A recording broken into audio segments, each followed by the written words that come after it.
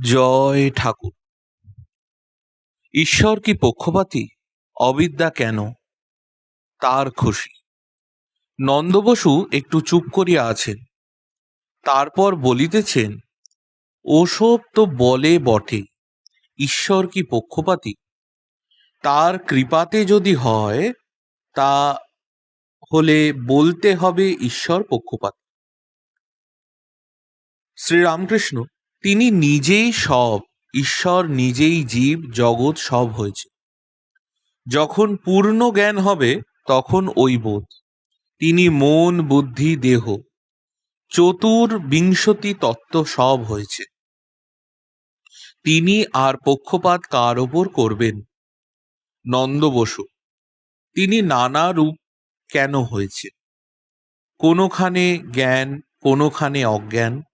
শ্রীরামকৃষ্ণ তার খুশি। অতুল। কেদারবাবু বেশ বলেছেন। একজন জিজ্ঞাসা করেছিল, ঈশ্বর সৃষ্টি কেন করলেন? তাতে বলেছিলেন যে যে মিটিংয়ে তিনি সৃষ্টির মতলব করেছিলেন, সে মিটিংয়ে আমি ছিলাম না। সকলের হাস্য। শ্রীরামকৃষ্ণ তার খুশি।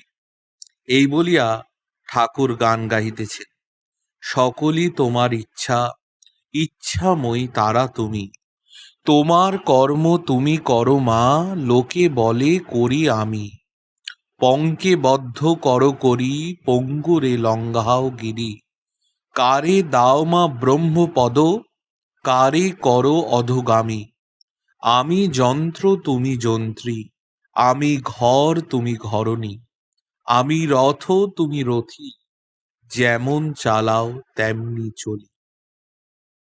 তিনি আনন্দময়ী, এই সৃষ্টি স্থিতি প্রলয়ের লীলা করছে।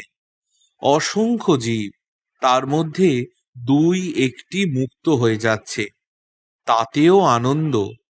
ঘুড়ির লক্ষ্যের দুটো একটা কাটে, হেসে দাও মা হাত চাপড়ি।